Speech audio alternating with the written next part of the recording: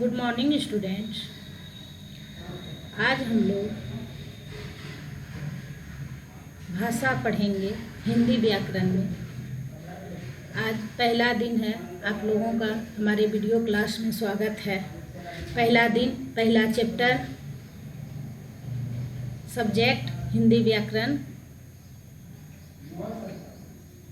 पहला चैप्टर में है भाषा, इसको हम लोग पढ़ेंगे।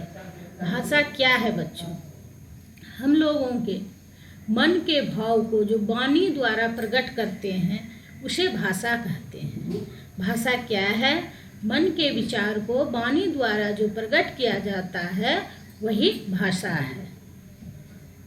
एक बालक है जो अपनी मम्मी के साथ खुले आसमान के नीचे बैठा है, या तो वो मैदान में बैठा है या अपने छत पे बैठा है। कहीं भी बैठकर वह बच्चा अपनी मम्मी से अपने मन के विचार को प्रकट कर रहा है। कैसे प्रकट कर रहा है? कविता के द्वारा। वह बालक कविता के द्वारा अपनी माँ के पास अपने मन के भाव को प्रकट कर रहा है। देखिए, पढ़िए और समझिए किस तरह से वह बालक अपनी माँ के पास कविता के द्वारा अपने मन के विचार को प्रकट कर रहा है। अम्मा देखो आया चांद, मस्ती से मुस्काया चांद।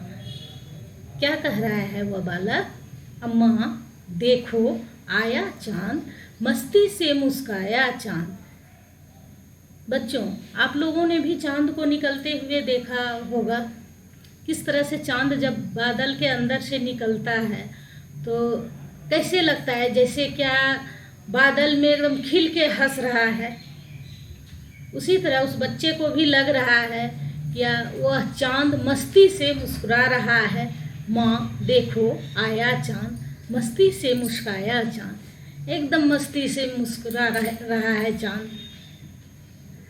बादल में है लेटा चांद, परियों का है बेटा चांद। बादल में है लेटा। बच्चे को लग रहा है, जब बादल कभी कभी चांद को ढक देता है तो बच्चे को क्या लग रहा है कि बादल के में लेटा है चांद और परियों का बेटा है चांद। बच्चों, जब हम लोग बादल की तरफ देखते हैं, ऊपर आसमान की तरफ देखते हैं तो क्या क्या दिखाई देता है? बादल, चांद, सितारे और कुछ आकृति सा बना बना दिखाई देता है। उसी आकृति को बच्चा परी का नाम दे दिया है और बोल रहा है अपनी माँ से, बादल में है लेटा चांद, परियों का है बेटा चांद। नीचे नहीं उतरता चांद, क्या तुमसे है डरता चांद।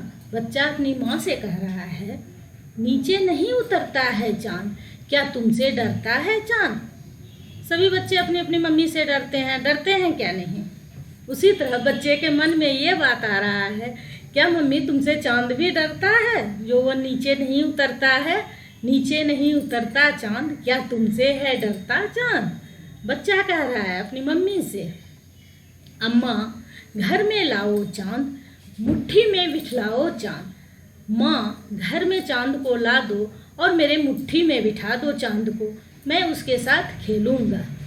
ये सब क्या हो रहा है? बच्चे के मन में एक भाव, विचार उत्पन्न हो रहे हैं जिसे वह वाणी के द्वारा प्रकट कर रहा है। यही भाषा है। आप लोगों के मन में भी बहुत तरह का ख्याल आते रहता है। पढ़ाई के समय में अभी घर में होते तो मोबाइल देखते, ये भी ख्याल आता है ना। यही ख्याल हुआ क्या? मन का विचार। वो मन का विचार हुआ जिसको हम लोग बोल देते हैं वाणी के द्वारा, पर अपने दोस्त को बोल देते हैं ना, या घर में रहते तो भी मोबाइल चलाते हैं, बोलते हो ना आप लोग। वही हुआ मन का विचार, जिसको हम लोग वाणी के द्वारा प्रकट किए, उसी को हम लोग भाषा कहते हैं। बालक आसमान में चांद को देखता है। उसे देखकर उसके मन में कुछ विचार आते हैं। वह अपने इन विचारों को शब्दों के माध्यम से कविता के रूप में प्रकट करता है। किसके पास प्रकट करता है? अपनी माँ के पास। किस तरह से प्रकट करता है?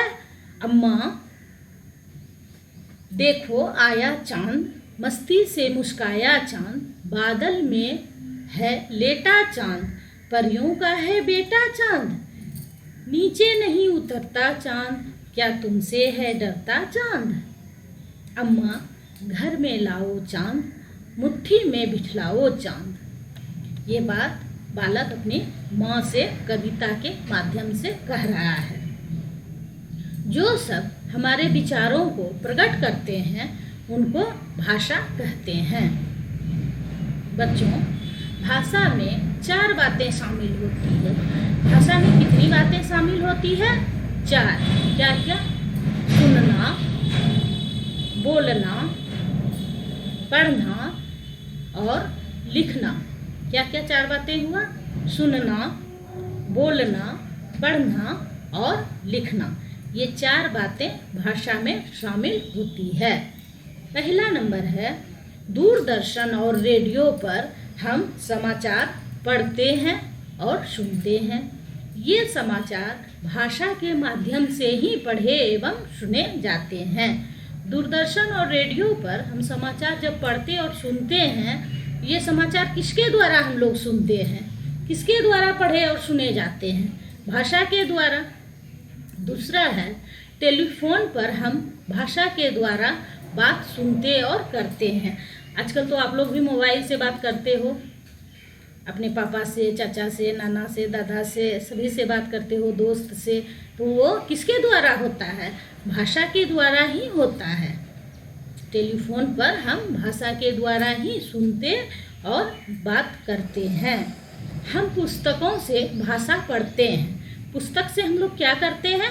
भाषा पढ़ते हैं। हम कॉपियों में भाषा लिखते हैं। कॉपी में हम लोग क्या करते हैं? भाषा को लिखते हैं। बच्चों, जिस प्रकार अलग अलग प्रांत या देश होते हैं, अलग अलग देश होते हैं, उसी प्रकार उनकी अलग अलग भाषाएं भी होती है। अलग अलग देशों में बच्चों अलग अलग प्रकार की भाषाएं बोली जाती है। हम लोग भारत में रहते हैं तो हम लोग भारत में कौन सी भाषा बोलते हैं? हिंदी बोलते हैं। उसी तरह जो बंगाल में रहते हैं वो लोग बंगाली बोलते हैं। जो तमिल में रहते हैं वो लोग तेलुगु बोलते हैं। हर देश की अलग अलग भाषाएं होती है। अब राजभाषा, राजभाषा क्या है? हमारे देश भारत में अधिकतर लोग हिंदी बोलते और समझते हैं। हमारे देश भारत में अधिकतर लोग क्या बोलते हैं? हिंदी बोलते और समझते हैं। हिंदी हमारे देश की राजभाषा है। क्या है? हिंदी हमारे देश की राजभाषा है। लिपि, भाषा लिखने के लिए जिन चिन्हों का प्रयोग किया जाता है उन्हें लिपि कहते हैं। हिंदी भाषा देवनागरी लिपि में लिखी जाती है। बच्चों, भाषा तो हम लोग बोल दिए, मन के बात को, मन के विचार को प्रकट कर दिए, तो वो भाषा हो गई।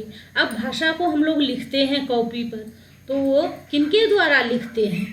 तो वो हम लोग भाषा लिखने के लिए हम लोग जिन चिन्हों का प्रयोग करते हैं उन्हें लिपि कहते हैं। हिंदी भाषा देवनागरी लिपि में लिखी जाती है। किस लिपि में लिखी जाती है? हिंदी भाषा देवनागरी लिपि में लिखी जाती है। रोचक तथ्य, पृथ्वी पर पाए जाने वाले सभी प्राणियों में, पृथ्वी पर, धरती पर जितने भी प्राणी हैं, सभी में मनुष्य को सर्वश्रेष्ठ इसलिए माना जाता है क्योंकि वह भाषा बोलना जानता है। बच्चों, पृथ्वी पर तो अनेक प्रकार के प्राणी हैं। मनुष्य के साथ साथ गाय है, पशु है, पक्षी है, वो सब भी प्राणी ही हुआ। लेकिन उसमें और मनुष्य में क्या अंतर है? मनुष्य भाषा बोलना, पढ़ना, लिखना जानते हैं और वो पशु पक्षी जो है भाषा बोलना, लिखना, पढ़ना नहीं जानते हैं। इसीलिए मनुष्य को सर्वश्रेष्ठ कहा गया है। यदि मनुष्य भाषा नहीं बोल पाता तो उसमें और पशु पक्षियों में कोई अंतर नहीं होता। मनुष्य अगर भाषा नहीं बोल पाता तो फिर उसमें और पशु पक्षियों में क्या अंतर रह जाता? सब समान हो जाते, किसी में कोई अंतर नहीं रहता। तो मनुष्य को इसलिए सर्वश्रेष्ठ कहा गया है क्योंकि मनुष्य बोलना जानता है, लिखना जानता है, पढ़ना जानता है, सुनना जानता है। इसीलिए मनुष्य को सर्वश्रेष्ठ कहा गया है। अब ध्यान देने योग्य कुछ बातें हैं, उसे ध्यान से सुनिए। भाषा बोलचाल और पढ़ने लिखने का माध्यम है। भाषा क्या है? बोलचाल और पढ़ने लिखने का माध्यम है। दूसरा है हिंदी भाषा भारत की राजभाषा है। हिंदी भाषा क्या है? भारत की राजभाषा है।